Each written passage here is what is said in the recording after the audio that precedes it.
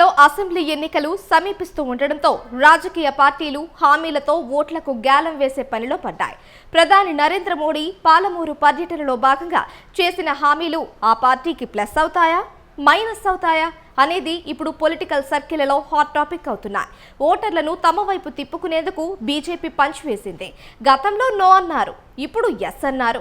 నిజామాబాద్లో పసుపు బోర్డు ఏర్పాటుకు అవకాశమే లేదని 2017 మే 21న కేంద్ర వాణిజ్య మంత్రిగా ఉన్న నిర్మలా సీతారామన్ తేల్చేశారు. దీని స్థానంలో సుగంధ ద్రవ్యాల పార్క్ ఇస్తామన్నారు. ఇప్పుడు మాత్రం మోడీ పసుపు బోర్డు మంజూరుపై ప్రకటన చేయడం గమనార్హం. తెలంగాణలో అధికారమే టార్గెట్ గా బీజేపీ దూకుడు పెంచింది. ప్రధాని మోడీతో సభ నిర్వహించి హామీల వర్షం కురిపించింది రాష్ట్ర బీజేపీ. మహబూబ్ నగర్ లో బీజేపీ నిర్వహించిన ప్రజా గర్జన సభలో ప్రధాని మోడీ పసుపు బోర్డును ప్రకటించారు. తెలంగాణ రాజకీయాల్లో ఇప్పుడు ఇదే హాట్ టాపిక్. ఉత్తర తెలంగాణలో మరోసారి తన బలాన్ని నిరూపించుకోవడానికి మళ్లీ ఎత్తుగడను మొదలుపెట్టింది తెలంగాణ బీజేపీ. అసెంబ్లీ ఎన్నికలకు కొన్ని నెలల ముందు ప్రధాని మోడీ చేత పసుపు బోర్డు ప్రకటన చేయించి అందరి అటెన్షన్ ను తమ వైపుకు తిప్పుకుంది. ఈ సందర్భంలో తెలంగాణలో పుంజుకోవడానికి బీజేపీ అధిష్టానం వ్యూహం మార్చిందా అనే చర్చకు దారితీసింది. అసెంబ్లీ ఎన్నికల కోసం మేజర్ హామీలు ఇప్పటి వరకు ప్రకటన చేయకుండా ఎదురు చూసింది. ఎన్నికల ముందు పెండింగ్ హామీల ప్రకటనతో కాంగ్రెస్, బీఆర్ఎస్ ఎదురు దాడి చేస్తున్నాయి. అయితే పసుపు బోర్డు, గిరిజన యూనివర్సిటీ ప్రకటనతో రాష్ట్ర వ్యాప్తంగా ప్రభావం చూపిస్తుందని బీజేపీ భావిస్తోంది. ఇది తమకు విజయావకాశాలను పెంచుతుందని చెబుతున్నారు. ఇటు తెలంగాణలో కాంగ్రెస్ బలపడుతూ ఉండడంతో బీజేపీ అలర్ట్ అవుతుందని రాజకీయ విశ్లేషకులు అంచనా వేస్తున్నారు. 6 హామీలకు తోడు విద్యార్థులకు ఉచిత ఇంటర్నెట్ పథకం కూడా కాంగ్రెస్ కి సానుకూల సంకేతాలు ఇస్తోందని సర్వేలు చెబుతున్నాయి. దీంతో ఎంతో కాలంగా పసుపు రైతులు ఎదురు చూస్తున్న పసుపు బోర్డుకి పచ్చజెండా ఊపారు. డిమాండ్ ఉన్న నిజామాబాద్, కరీంనగర్, వరంగల్ జిల్లాల్లో ప్రభావం చూపే అవకాశాలున్నాయి. ఇక గిరిజన యూనివర్సిటీ ప్రభావం ఆదిలాబాద్, ఖమ్మం, వరంగల్లో ఉంటుందని బీజేపీ అంచనా వేస్తోంది. పసుపు బోర్డు ప్రకటన తెలంగాణలో బీజేపీకి మైలేజ్ ఇస్తుందా? వచ్చే ఎన్నికల్లో పసుపు రైతుల మద్దతు ఎవరికి? బీజేపీ, బీఆర్ఎస్ మధ్య మరోసారి పోటీ హోరాహోరీగా ఉండబోతోందా? ఇప్పుడు ఇదే హాట్ టాపిక్ గా మారింది. పసుపు బోర్డు ప్రకటనతో తెలంగాణ బీజేపీ గ్రాఫ్ పెరుగుతుందా అనేది చర్చనీయాంశంగా మారింది.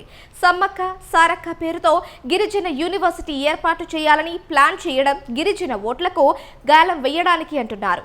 పసుపు బోర్డు అనేది నిజామాబాద్ లోక్సభ ఎన్నికల ఫలితాలను ప్రభావితం చేసింది. 2019 లోక్సభ ఎన్నికల్లో 178 మంది పసుపు రైతులు నామినేషన్లు వేశారు.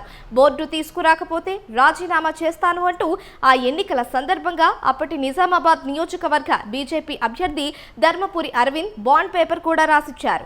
అనంతరం జరిగిన ఎన్నికల్లో ఆయన ఘన విజయం సాధించారు. బీఆర్ఎస్ అభ్యర్థి కేసీఆర్ కూతురు కవితపై ఆయన గెలిచారు. అయితే నిజామాబాద్ లో కేంద్ర ప్రభుత్వం సుగంధ ద్రవ్యాల ప్రాంతీయ కార్యాలయం ఏర్పాటు చేసింది.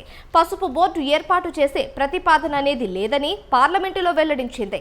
దీంతో హామీ నెరవేర్చలేదు అంటూ ఎంపీ అరవింద్ పర్యటనను రైతులు, బీజేపీయేతర పార్టీల వారు అడ్డుకున్నారు. వచ్చే ఎన్నికల్లోనూ ప్రధానాంశంగా మారుతున్న అంచనాల నేపథ్యంలో బోర్డు ఏర్పాటుపై ప్రధాని నరేంద్ర మోడీ తాజాగా ప్రకటన చేశారు. దీన్ని ఎన్నికల హామీగా బీజేపీయేతర పార్టీలు విమర్శిస్తూ ఉండగా బోర్డు ఏర్పాటు కల నెరవేరనుందని బీజేపీ వర్గాలు చెబుతున్నాయి. రాష్ట్రంలో 1.53 లక్షల ఎకరాల్లో సాగవుతూ ఉంది. పసుపు ప్రపంచ ఉత్పత్తిలో 80% మన దేశంలోనే జరుగుతోంది. పసుపు పంట ఎక్కువగా ఎగుమతి చేస్తున్న దేశము కూడా భారతే. దేశంలో మహారాష్ట్ర మొదటి స్థానంలో ఉండగా తెలంగాణ రాష్ట్రం ద్వితీయ స్థానంలో ఉంది. 2022-23లో రాష్ట్రంలో 1,53,912 ఎకరాల్లో పసుపు పంట వేయగా 3.40 లక్షల టన్నుల పసుపు ఉత్పత్తి అయ్యింది. తెలంగాణలో 20,250 టన్నుల మేరకే వినియోగమవుతుండగా మిగిలింది ఇతర రాష్ట్రాలకు, దేశాలకు వెళ్తోంది. పసుపు సాగులో నిజామాబాద్ జిల్లాలోని ఆర్మూర్ ప్రాంతం అగ్రస్థానంలో ఉంది. అక్కడ ఏటా 65,000 ఎకరాల్లో పసుపు పండిస్తున్నారు. నిజామాబాద్తో పాటు కరీంనగర్, వరంగల్, రంగారెడ్డి, ఆదిలాబాద్, వికారాబాద్ జిల్లాల్లోనూ విస్తారంగా సాగుతోంది. నాణ్యమైన, భారీ డిమాండ్ ఉన్న కర్క్యూమిన్ రకం పసుపు రాష్ట్రంలోనే ఉత్పత్తి అవుతోంది. పసుపు సాగుతో నష్టాల పాలవుతున్న రైతులు ఈ ఏడాది ఆసక్తి అంతగా చూపించలేదు. పసుపు సాగుకు ఎకరానికి 1.20 లక్షల పెట్టుబడి అవుతుంది. సుమారు 18 క్వింటాళ్ల దిగుబడి వస్తే మంచి రేటు రావాలి. బాగా పండితే 25 క్వింటాళ్ల వరకు కూడా వస్తుంది. గత 10 ఏళ్లలో పసుపు సగటు ధర కింటాకు 4,000 నుంచి 5,000 వరకు మాత్రమే పలుకుతోంది. 1-2 సందర్భాల్లో మాత్రమే క్వింటా ధర 16,000 వరకు చేరింది. సుగంధ ద్రవ్యాల కేటగిరీలో ఉండడంతో కేంద్రం నుంచి కనీస మద్దతు ధర లభించడం లేదు.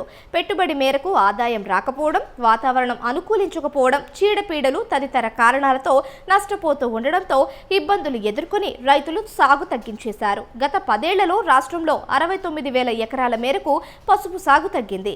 ఈ క్రమంలోనే పంట మార్కెటింగ్, ఎగుమతి అవకాశాల పెంపుదల కోసం ప్రత్యేక బోర్డు ఏర్పాటు చేయాలన్న డిమాండ్ తెరపైకి వచ్చింది.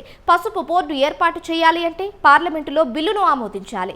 బోర్డు ద్వారా సాగు అభివృద్ధి, విస్తరణ, కొత్త వంగడాలపై పరిశోధనలు జరుగుతాయి. శుద్ధి యూనిట్లు, గిడ్డంగులు ఏర్పాటు అయ్యేందుకు అవకాశం ఉంటుంది. మార్కెటింగ్, రవాణా, ఎగుమతి సౌకర్యాలు, అవకాశాలు పెరుగుతాయని నిపుణులు చెబుతున్నారు. మోడీ ప్లాన్ రాబోయే తెలంగాణ అసెంబ్లీ తర్వాత జరిగే పార్లమెంటు ఎన్నికల్లో ఎలా వర్కౌట్ అవుతుందో చూడాలి అంటున్నారు రాజకీయ విశ్లేషకులు.